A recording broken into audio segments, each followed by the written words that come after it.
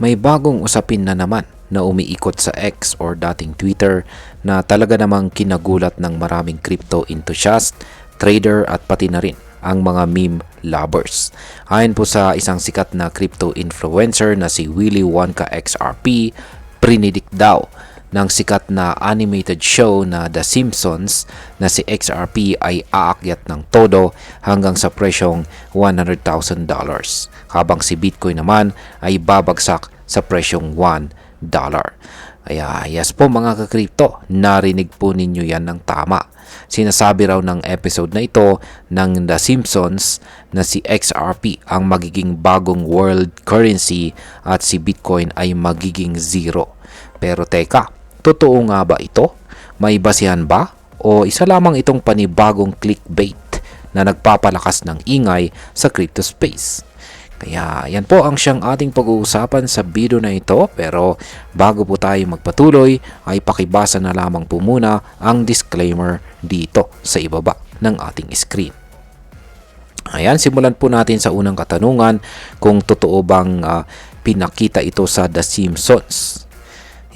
Yan ang ating unang tanong, kung totoo nga ba talaga ito. Ayon po sa mga nagsaliksik at nag-fact check, wala pang season 38 na pinalalabas ang The Simpsons sa kahit anong platform.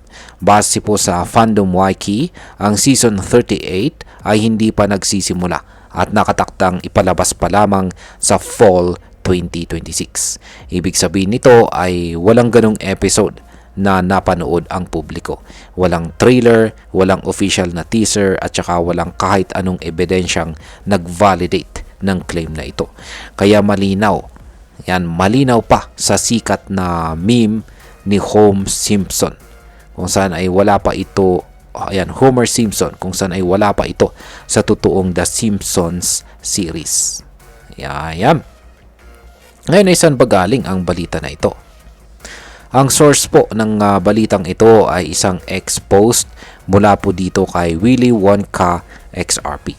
Ayon sa kanya, ang nasabing episode ng The Simpsons ay nagpapakita ng dramatic turnaround sa crypto dito sa mundo ng crypto, kung saan si XRP daw ay magiging $100,000 at si Bitcoin naman ay babagsak sa presyong $1.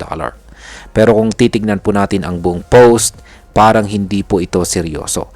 Isa itong satirical o nakakatawang content na sinadya para mag-viral at mapasaya ang mga fans ni XRP.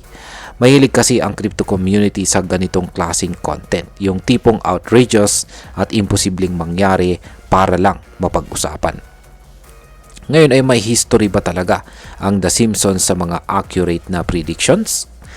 Yes po mga ka-crypto, hindi naman bago ang pag-uugnay sa The Simpsons sa mga predictions dahil may ilang pagkakataon na tila tumatama po sila gaya ng pagkakapanalo ni Donald Trump sa pagiging presidente at ang technology gaya po ng smartwatches at saka video calls.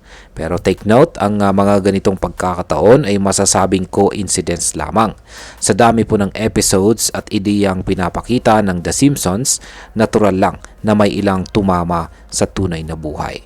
Ang problema, maraming tao po ang hindi kumukuha ng context o source at basta na lang naniniwala. At kapag may sumulpot na post na gaya ng kay Willy Wonka XRP, mabilis po itong nakakalat. Ngayon ay pag-usapan naman po natin ang epekto ng mga ganitong post sa crypto community. Isa sa mga delikado sa ganitong viral na post ay ang epekto nito sa atin bilang mga Pinoy crypto trader, lalo na sa mga nagsisimula pa lamang. Kapag may nagsabi pong si XRP ay magiging $100,000 at si Bitcoin ay babagsak sa presyong $1, posibleng magpanik po ang ilan, habang ang iba naman ay mag-all-in kay XRP. Hindi po nila alam na wala palang basihan ang balita at satire lang ito.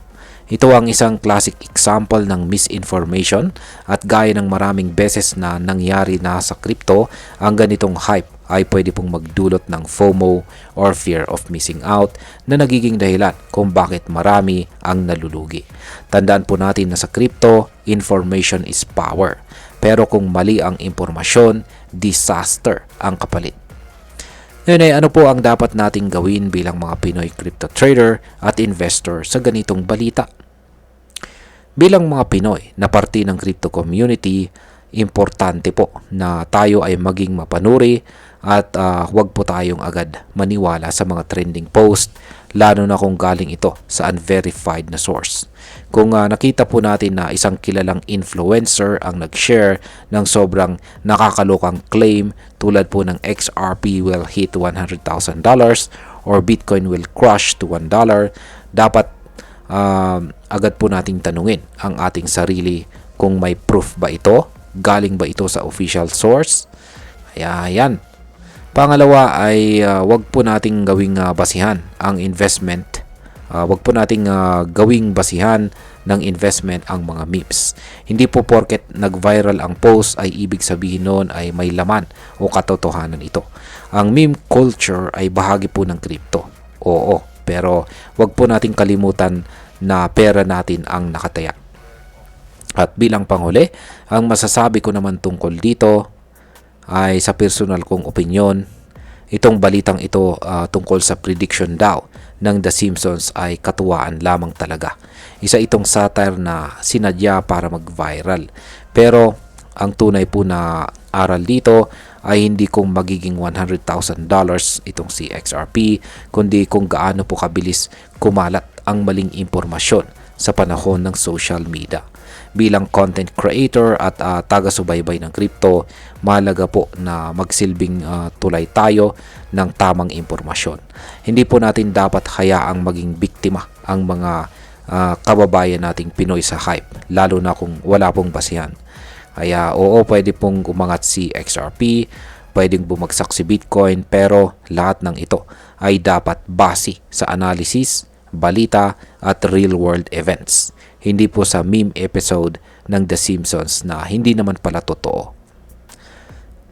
Ayan mga ka-crypto, hindi lahat ng kumakalat po sa social media ay totoo.